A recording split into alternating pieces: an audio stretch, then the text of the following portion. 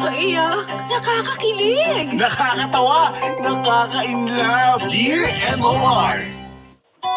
Dear MOR, magandang araw sa inyo, Ryan at Marie.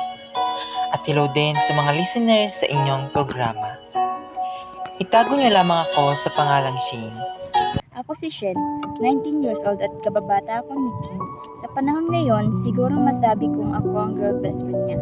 Halos lahat ng ganap sa buhay niya alam ko na. Madalas na nga kaming mapagkamalang magjowa pero deadma lang kami.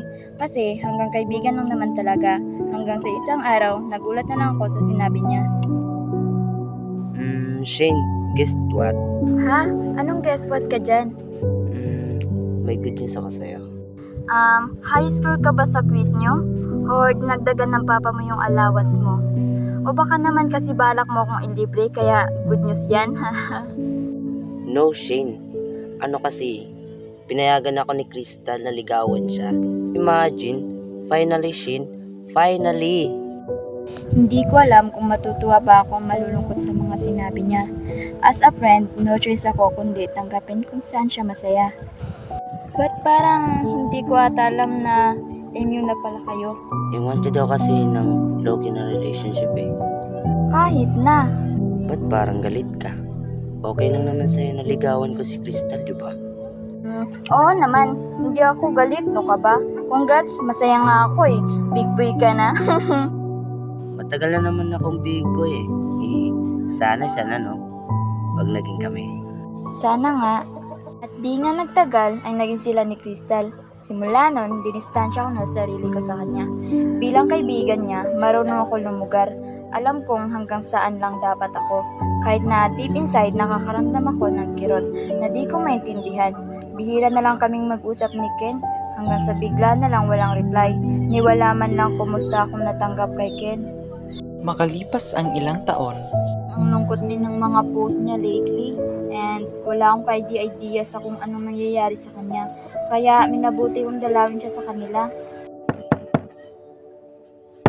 Ken, bubuksan ko na tong pinto ha.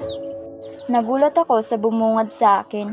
Mugto ang mga mata niya at halatang ilang araw na siyang umiiyak. At napansin kong pumapayat siya. Anong ginagawa mo dito?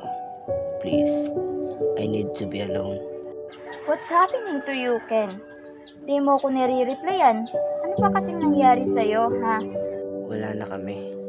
Iniwanan niya na ako, Shane. Hindi ko maiwasan ng mayak sa mga sinabi niya, kaya niyakap mo na lang siya ng mahigpit. Ano bang mali sa akin, Shane? Ginawa ko naman lahat Walang mali sa'yo, Ken. In fact, tama ka. Ginawa mo naman lahat Baka kasi hindi talaga kayo para sa isa't isa. Baka hanggang doon na lang talaga lahat. Pero hindi ibig sabihin nun susuko ka na. Nandito pa ako, Ken. Andito lang ako palagi, kahit anong mangyari. Hindi ko na kaya, Shane. Gusto ko na lang mawala. Wala ba talaga akong halaga? Minahal ko siya ng sobra-sobra, Shane, pero bakit nagkaganto? Hindi siya kawalan, Ken. Madami pang iba dyan. Nandito pa ako. Yeah, nandyan ka kaso hanggang kaibigan lang yung turing ko sa'yo At that moment, ang tumakbo sa isip ko ay, sana ako na lang para hindi siya nasasaktan ng ganun. Bakit nga ba kasi hindi na lang ako?